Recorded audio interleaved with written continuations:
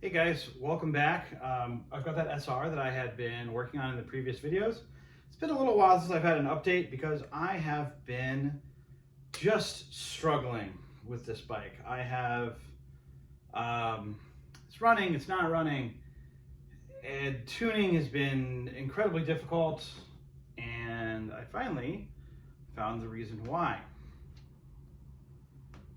This is a D-slide 19 millimeter OKO carburetor. This has no power jet. It's just a regular old 19 OKO, which is from the PWK series of carbs. It's called a D-slide because the slide is kind of a hybrid between a flat slide and a round slide. The front of the slide is flat, where the back is D. I have tuned some 24 millimeter OKO PE carburetors.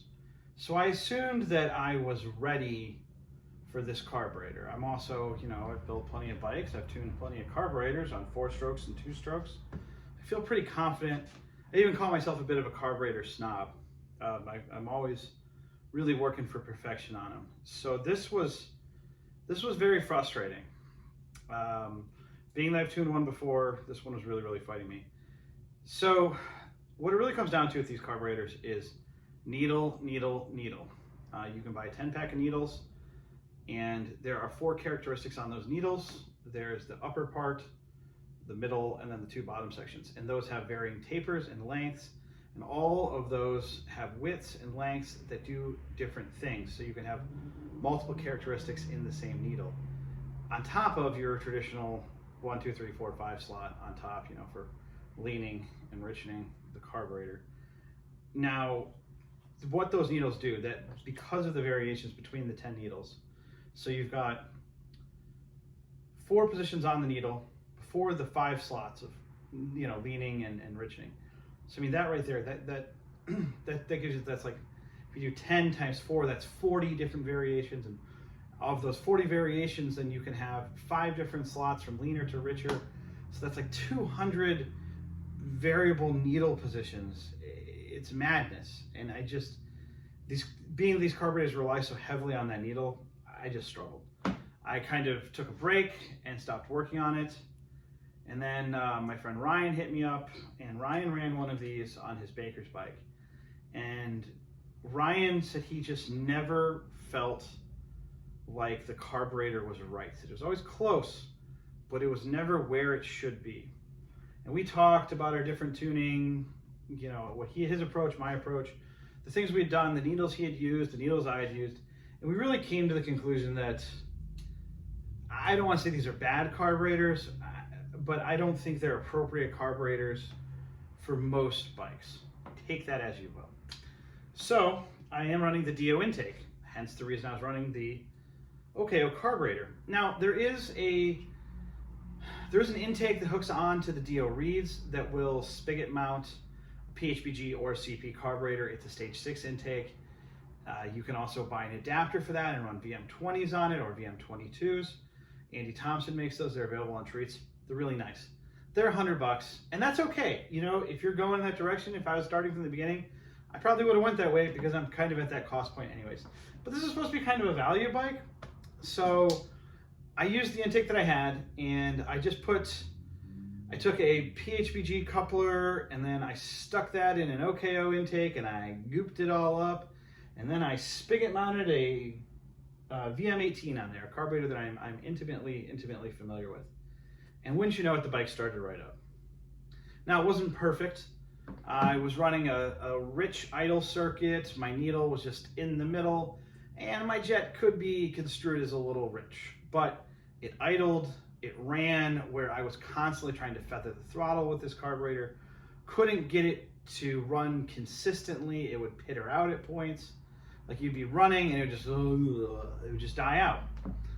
The tank is not terribly clean. I did notice that these carburetors are very sensitive to getting a little debris in them. A VM18 can run on muddy water, underwater. So I thought, this is a carburetor that I'm very familiar with. Once again, I know the ins and outs of this carb. And I tossed it on there with that not a great intake. This is not what you should be running. And it ran okay, like I said. Now I got some really good advice. There is a coupler that's made. It's a reducer. It goes from a 30 millimeter ID down to like a 23 millimeter ID.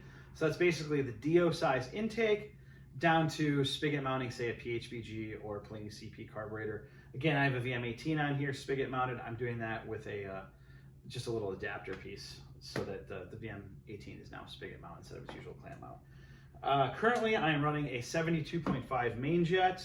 I have the needle set in the middle. The needle's definitely not right, and I went down to a 17.5 idle. It idles very well. It revs out well.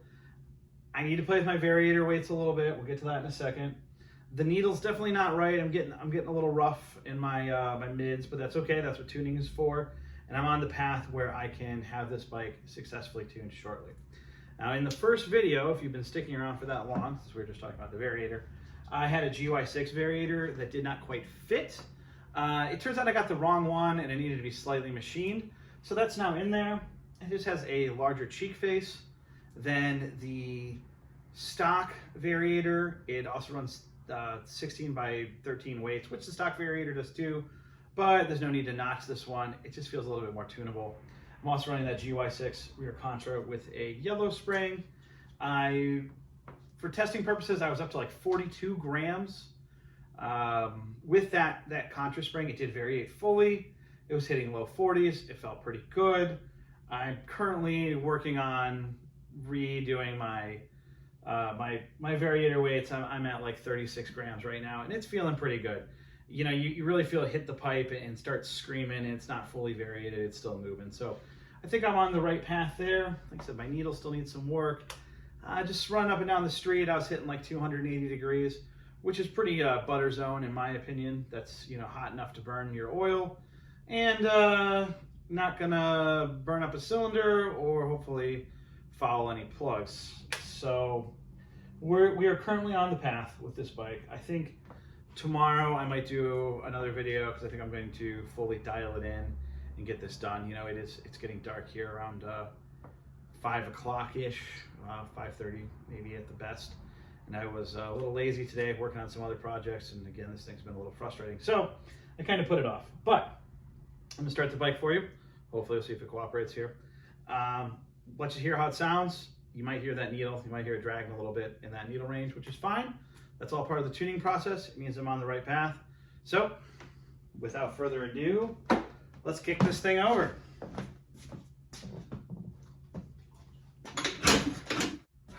Okay, note to self. The float on this is leaking and it'll very easily flood this bike. So I need to make sure I turn the gas off while this thing is sitting. So let's try that again.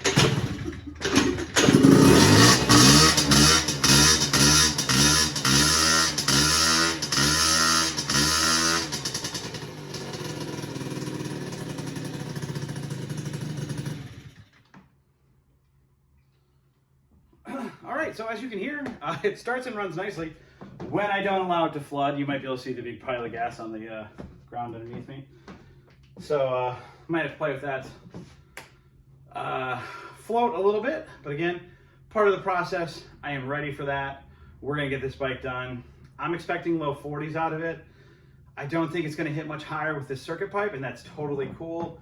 Jared's got one in the back that has a big dick ripping pipe on it and a big CP on it. And he does about 50 on the nose. Now Jared also weighs, I don't know, fucking 100 pounds less than me.